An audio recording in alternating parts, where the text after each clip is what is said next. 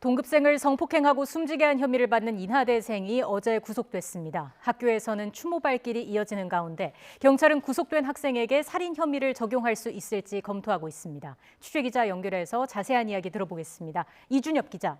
네, 서해일부입니다. 네, 우선 사건 개요부터 다시 정리해 주시죠. 지난 15일 새벽 3시 50분쯤 인천 용현동 인하대학교 2호관 건물 앞에서 20대 여성이 쓰러져 있다는 신고가 처음으로 접수됐습니다. 피해자 20살 A씨는 해당 대학 1학년 새내기였는데 발견 당시 머리 등에 피를 흘리고 있었습니다. A씨는 CPR을 받으며 병원으로 이송됐지만 3시간 만에 숨졌습니다.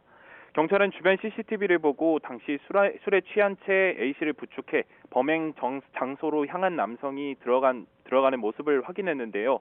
범행 현장에 남아있던 휴대전화를 발견해 해당 남성의 신원을 특정했습니다. 또 이날 오후 피의자 김모 씨 신병을 확보해 긴급 체포했습니다.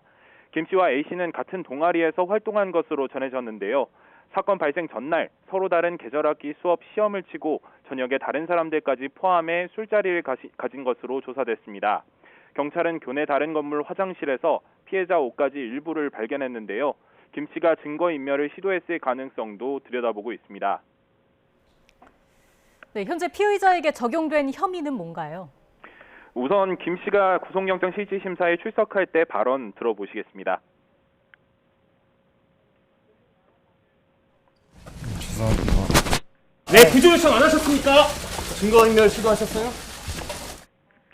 긴급체포 당시 피의자 김 씨에게 적용된 혐의는 강간치사였는데요. 구속영장에 적시된 혐의는 준강간치사로 바뀌었습니다. 준강간죄는 가해자의 행동이 아닌 제3의 원인으로 피해자가 항거불능이나 심신상실 상태에 빠져있을 경우에 적용되는데요.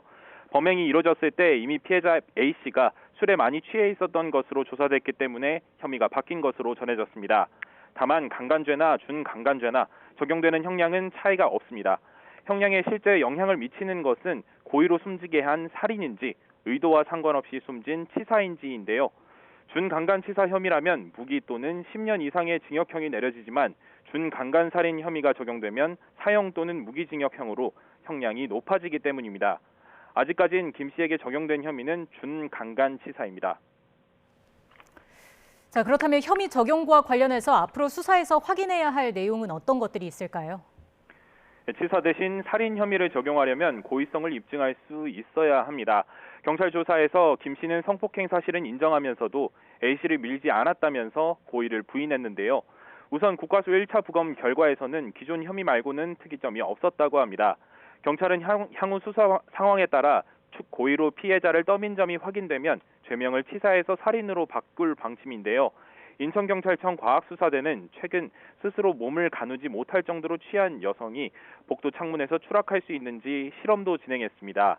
범행 시간에 맞춰 한밤중에 발생 장소인 건물 3층 복도 창문 밖으로 떨어질 수 있는지 확인한 건데요. 바닥에서 창문 틀까지 높이는 1m 정도로 두 사람이 실랑이 하는 등 여러 상황을 가정해 실험을 진행한 것으로 전해졌습니다. 경찰은 창틀이나 외벽에서 지문을 비롯한 유전자 정보도 채취해 감정을 의뢰한 상황입니다. 이 밖에 김 씨가 A씨를 인적이 드문 학교 건물로 데려가거나 술을 마실 때부터 과음을 유도했는지 등 범행이 계획적이었는지도 쟁점이 될 것으로 보입니다. 네, 이런 가운데 인하대 안팎으로 추모 분위기가 형성되고 있다고요. 네, 학생이 가장 안전하게 느껴야 할 공간인 학교 캠퍼스 안에서 일어난 범죄라는 점에서 학교 안팎으로 안타까움과 분노의 목소리가 끊이지 않고 있는데요. 인하대 총학생회 비대위와 학교 교직원들도 잇따라 추모 성명을 냈습니다.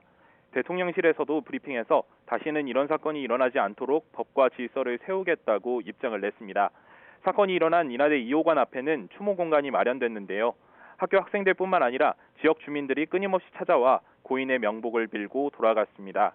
메모지를 붙일 수 있도록 마련된 판은 추모의 글로 가득 찼고요.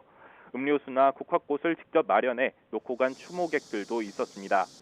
추모 공간을 찾은 손님들은 비극적인 일이 다시 일어나선 안 된다고 입을 모아 이야기했고요. 대학원에 다니는 한 여학생은 연구실에서 자주 늦게 귀가하는 입장에서 남일 같지 않다고 우려하기도 했습니다. 추모 목소리 한번 들어보시겠습니다. 다시는 이런 일이 교내에서 일어나지 않았으면 합니다.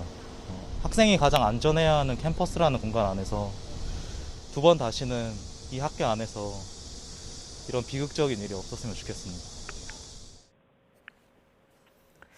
자, 학교도 사건 후속 대책을 내놨다고요. 네, 인하대학교는 오늘 오전 총장 주재로 사건과 관련한 전반적인 대책을 논의했습니다. 2만 명 재학생들에게 원래 시행하는 것과 별도로 특별 성폭력 교육을 이수하도록 하기로 했고요. 필요한 재학생들에게는 심리치료를 지원하기로 했습니다. 이 밖에 시설 출입 시간대를 조정하거나 CCTV 증설, 보안 인력 확충을 비롯한 보안 강화 방안도 마련할 방침입니다. 피의자 김모 씨는 교칙에 따라 가능한 한 빨리 퇴학 등 징계 조치할 예정입니다. 피의자 김 씨는 어제 증거인멸과 도주 우려가 있다는 이유로 구속됐고 경찰은 추가 조사를 이어가고 있는데요. 이따르는 추모 분위기 속에 범행의 고의성, 계획성을 비롯한 사건 경위가 제대로 밝혀질 수 있을지 관심이 쏠리고 있습니다. 지금까지 사회일보에서 YTN 이준엽입니다.